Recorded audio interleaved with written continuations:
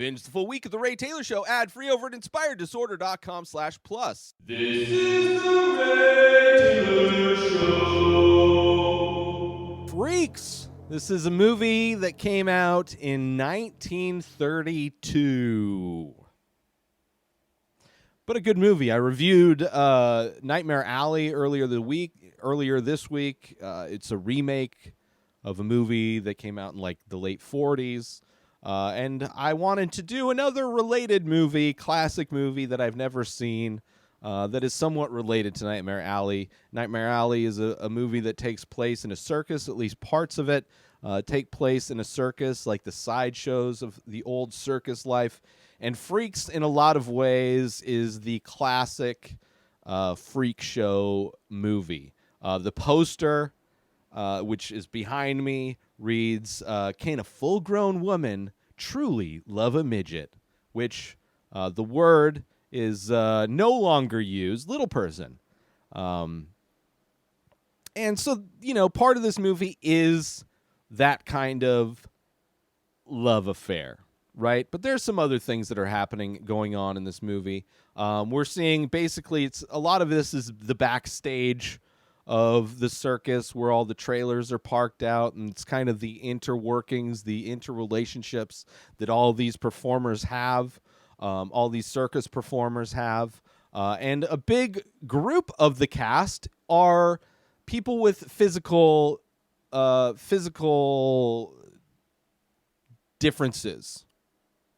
All of the people who have, I wouldn't want to say birth defects. They were born differently than everybody else, either missing limbs. There's a guy who's got basically nothing from like the belly button down. He just walks on his hands. There's another guy that looks like Ving Rhames, but without any limbs, no arms, no legs. There's a bunch of little people. There's people that have other types of physical differences than everything else. Like all of the people that would have been part of circus freak shows back in the day are given this opportunity to star in a film that doesn't use them as the kind of punchline, as it were. Unlike what a lot of the circuses would use, they were kind of using them as human oddities, and really focusing on them being like the different type of people. This was like one of the few times where they had like a community of like-minded, of similar people that have gone through similar types of cultural oppression. So I appreciated that. The little person involved, that this normal-sized woman is falling in love with, quote-unquote, looks like a child.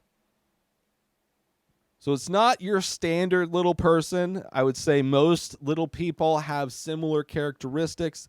These two little people, is a man and a woman, both look like children.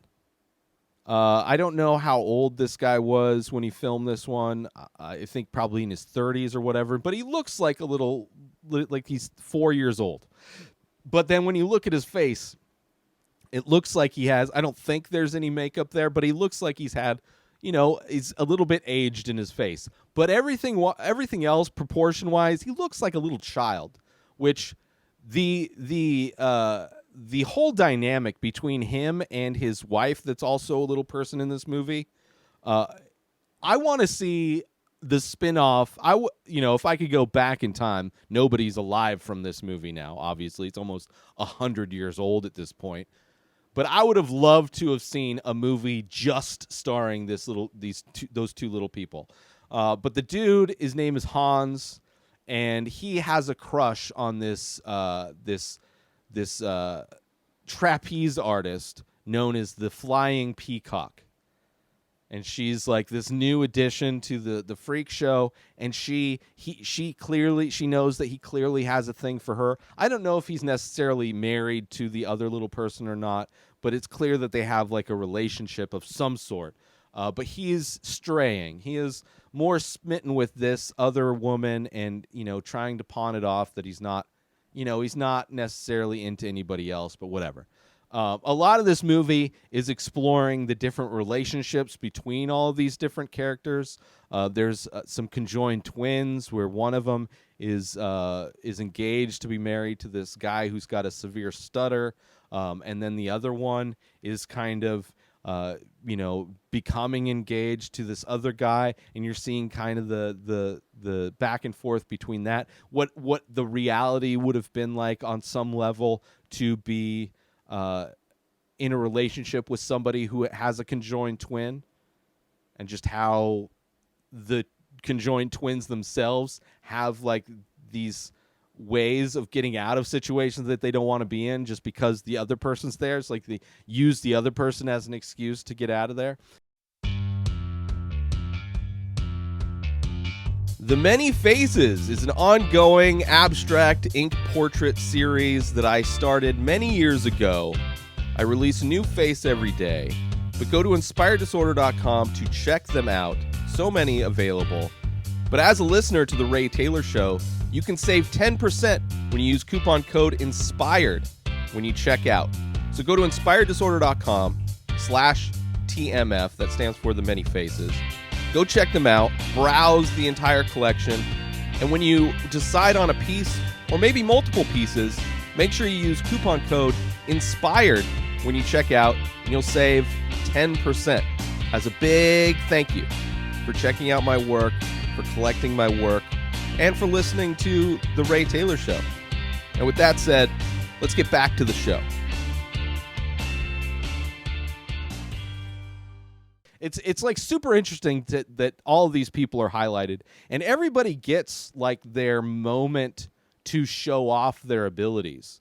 Like the guy who looks like Ving Rhames, who has no arms and legs. There's this scene where you see him just like while the scene's playing, I mean, it focuses in on him, but while he's having like this conversation, this other character's like talking or whatever, you're seeing this guy take a cigarette, a rolled cigarette, and he's taking a match out of a match case and lighting the match and lighting the cigarette, and he's all doing it with his mouth. And it's really like one of many times this movie is highlighting the abilities that these people have, these performers have. In like the one time they're in a movie where they're not like the butt of the joke, where they are the main characters of this movie, and they get to show their abilities. They get to let their abilities shine, which I really appreciated that. You get to see the guy who walks on his hands just like glides when he's like, there's many times where this guy is like running or moving around, running upstairs, like, and it's just like, it looks like he's floating. It's so graceful, so beautiful. And it's just like amazing to see all these people in a movie together. And then the story, not that great. I mean, it's okay. It's interesting. But like some movies that I've seen, there's like a lot of the beginning of this movie is just a lot of just showing the different relationships that these people are having, just showing the different characters, highlighting them in different ways, where it's not really following any plot. It takes a while for you to really kind of get what's going on in this movie. It's like, are we just seeing the behind the scenes of a circus? Like, it gets a little bit more. And part of that is the fact that there's this trapeze artist that is playing this little person, Hans. And she's making Hans think that she wants to marry him. And he is totally smitten with her. Meanwhile, this trapeze artist is with, romantically, the quote-unquote strong man, which is hilarious, seeing the people that were considered strong men back in the day, right? Like, whether it's in movies or in actual like photos of the dudes that were the quote-unquote strong men, it's usually kind of like just tall dudes with dad bods were considered the strong men. Like, none of them look like what modern-day strong men look like. They don't look like none of them looked like The Rock or like Dave Bautista or any of the other professional quote unquote professional wrestlers that have gotten into acting. Doesn't look like Arnold Schwarzenegger. They don't even look like Vin Diesel. Like Vin Diesel looks like more of a strongman than all the strongmen that were considered to be so in all these past in the circus sideshow things. Like they're all kind of dudes with dad bods or guts. Like, oh, they get a cannon shot at their gut, and that's why they're a strong man. Oh, they're slightly stronger than most people because they probably just work out, and most people don't work out. Like physical fitness was kind of a different thing 100 years ago. But yeah, her romance is mostly with the quote unquote strong man guy, and it's her trying to play this Hans guy, which apparently he's got an inheritance that she's trying to get her hands on, which I didn't even get that point. The only reason I know he's got an inheritance is from the description of this movie. Watching the movie, I must have blanked on. I mean, some of the language is a little bit older because it was made almost 100 years ago. So the way they speak, the words they say, there's things that are kind of lost in translation, let's say. And Hans and then the other little person, they both have like kind of thick accents as well. I don't know, like Russian or whatever.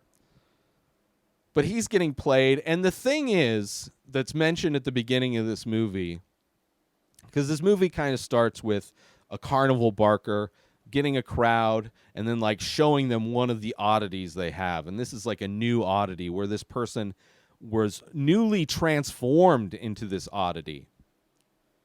But we don't see what that oddity is. It just like it shows like everybody gasps. You see it later, but at the beginning of the movie, everybody gasps and this carnival barker telling the story that we are watching about this trapeze artist who is playing this little person for his inheritance, and bad things befell her. So we're seeing what happened to her. How did she get turned into this human oddity? What happened to her? What does she look like now? Because before she was this like elegant, we don't really see her doing anything, but it's, implied that she's this like amazing trapeze artist. But we find out like, and just as she's being accepted into the group, the freaks, quote unquote, is what the sideshow people that have their physical differences than normal people, birth defects, whatever. They're called the freaks, and the freaks have a code. And their code is offend one and you offend them all. And there's this moment where she's being kind of welcomed into this group. There's this whole one of us kind of a chant while they're at dinner together.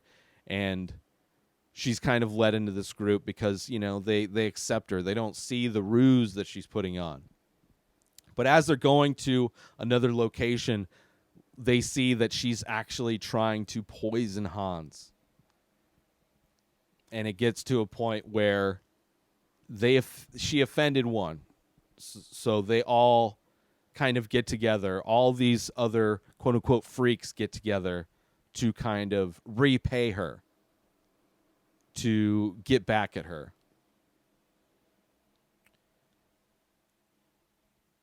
Which is, that's like towards the end of the film when all of that happens. And it's not like explicit what actually happened. We don't see what happens to her. We don't know the reality, like in this movie universe, what the reality is. It's almost implied. It's has to be like this magical thing, right? Which I would imagine on some level there was that in selling these sideshows of freaks, there was an element of magic that is like these are cursed people. All of those sideshow things is all about the story to sell you on the gag. It's all about the story.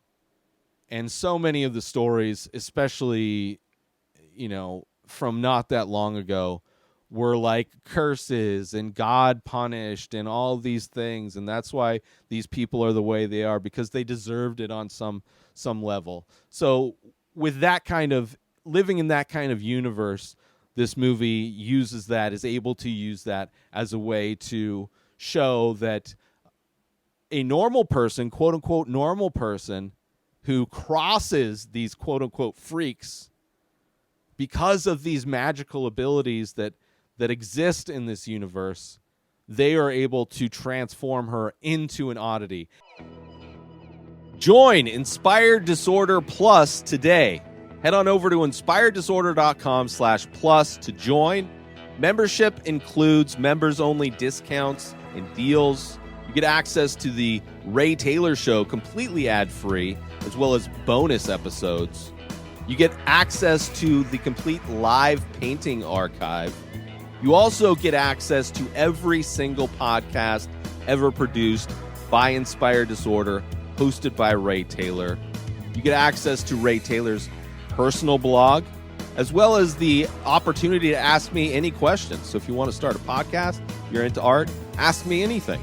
And so many more things are being added every day to Inspired Disorder Plus. So sign up today, become a member, head on over to inspireddisorder.com/plus and become an Inspired Disorder Plus member today. And the oddity that they transform her to, she goes from being a peacock, obviously, spoilers. I mean, the definition on IMDb: a circus's beautiful trapeze artist agrees to marry the leader of a sideshow of sideshow performers, but his deformed friends discover she's only marrying him for his inheritance. So it's like her whole ruse is given away and spoiled in the description of this movie. And the movie starts off with the carnival barker going, "Listen, this used to be the beautiful peacock. She was a beautiful, just a peacock of the air is what she was referred to. And something bad happened to her." So something bad. So what happens to her when you see her? Let's just say she is no longer that same type of bird. She is more of a,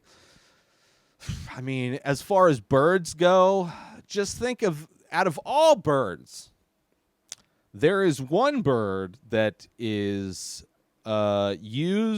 created to produce food for people.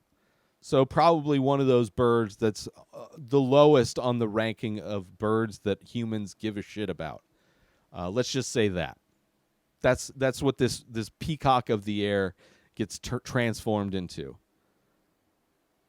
So because of that, that's like these curse that these quote unquote freaks, the deformed freaks, they turned her into. So it's a fun, it's a pretty simple movie. It's only just over an hour and 4 minutes long. So it's not a long ride whatsoever. Very short film. Not a short film, but only an hour long. It's not very long. But this movie the story is very much secondary to this movie, highlighting the abilities of these people, these performers, and really giving them the one opportunity probably of their lives to be highlighted in a film as being like a positive character and showing their abilities and what they can do, to have that forever on film. And apparently this movie was banned at one point, which is crazy because it's not really offensive. I don't think it's offensive. I think it's on the sides of the people who are referred to as freaks in this movie. Very much so. Unless I would maybe back then when people had a different viewpoint, which probably you don't have to go back very far for people to look down upon these people who are different as freaks. Probably didn't.